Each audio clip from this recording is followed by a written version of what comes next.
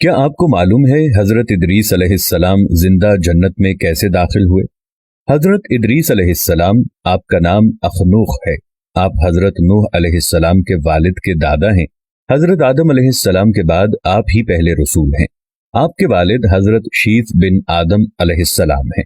سب سے پہلے جس شخص نے قلم سے لکھا وہ آپ ہی ہیں۔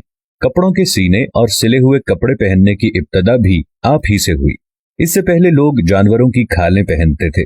سب سے پہلے ہتھیار بنانے والے، ترازو اور پیمانے قائم کرنے والے، علم نجوم کے حساب میں نظر فرمانے والے بھی آپ ہی ہیں۔ یہ سب کام آپ ہی سے شروع ہوئے۔ اللہ تعالیٰ نے آپ پر 30 صحیفے نازل فرمائے اور آپ اللہ تعالیٰ کی کتابوں کا بکثرت درس دیا کرتے تھے۔ اس لیے آپ کا لقب ادریس ہو گیا، اور آپ کا یہ لقب اس قدر مشہور ہو گیا کہ بہت سے لوگوں کو آپ کا اصلی نام معلوم ہی نہیں۔ قرآن مجید میں آپ کا نام ادریس ہی ذکر کیا گیا ہے۔ آپ کو اللہ تعالیٰ نے آسمان پر اٹھا لیا۔ بخاری و مسلم کی حدیث ہے کہ حضور اکرم صلی اللہ تعالی علیہ وسلم نے شب معراج حضرت ادریس علیہ السلام کو چوتھے آسمان پر دیکھا۔ حضرت کعب احبار وغیرہ سے مروی ہے، حضرت ادریس علیہ السلام نے ملک الموت سے فرمایا کہ میں موت کا مزہ چکھنا چاہتا ہوں، کیسا ہوتا ہے؟ تم میری روح قبض کر کے دکھاؤ۔ ملک الموت نے اس حکم کی تعمیل کی اور روح قبض کر کے اسی وقت آپ کی طرف لوٹا دی اور آپ زندہ ہو گئے۔ پھر آپ نے فرمایا کہ اب مجھے جہنم دکھاؤ تاکہ خوف الہی زیادہ ہو۔ چنانچہ یہ بھی کیا گیا۔ جہنم کو دیکھ کر آپ نے داروغہ جہنم سے فرمایا کہ دروازہ کھولو، میں اس دروازے سے گزرنا چاہتا ہوں۔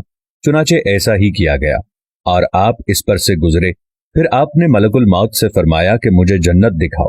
وہ آپ کو جنت میں لے گئے۔ آپ دروازوں کو کھلوا کر جنت میں داخل ہوئے۔ تھوڑی دیر انتظار کے بعد ملک الموت نے کہا کہ اب آپ اپنے مقام پر تشریف لے چلیں۔ آپ نے فرمایا کہ اب میں یہاں سے کہیں نہیں جاؤں گا۔ اللہ تعالیٰ نے فرمایا کہ ہر نفس نے موت کا مزہ چکھنا ہے، میں چکھ ہی چکا ہوں۔ اور اللہ تعالیٰ نے یہ فرمایا کہ ہر شخص کو جہنم پر گزرنا ہے، تو میں گزر چکا۔ اور جنت میں پہنچنے والوں کے لیے خداوند قدوس نے یہ فرمایا ہے کہ وَمَا هُم مِّنْهَا بِمُخْرِجِينَ، کہ جنت میں داخل ہونے والے جنت سے نکالے نہیں جائیں گے۔ اب مجھے جنت سے چلنے کے لیے کیوں کہتے ہو؟ اللہ تعالیٰ نے ملک الموت کو وحی بھیجی کہ حضرت ادریس علیہ السلام نے جو کچھ کیا میرے اذن سے کیا، اور وہ میرے ہی اذن سے جنت میں داخل ہوئے، لہٰذا تم انہیں چھوڑ دو، وہ جنت میں رہیں گے۔ چنانچہ حضرت ادریس علیہ السلام آسمانوں کے اوپر جنت میں ہیں اور زندہ ہیں۔ حضرت ادریس علیہ السلام کے آسمان پر اٹھائے جانے اور ان کو ملنے والی نعمتوں کا مختصر اور اجمالی تذکرہ قرآن مجید کی سورہ مریم میں ہے کہ اور کتاب میں حضرت ادریس کو یاد کرو، بے شک وہ صدیق تھے جو غیب کی خبریں دیتے تھے، اور ہم نے انہیں بلند مقام آسمان پر اٹھا لیا۔ یہ وہ ہیں جن پر اللہ تعالیٰ نے انعام فرمایا ہے۔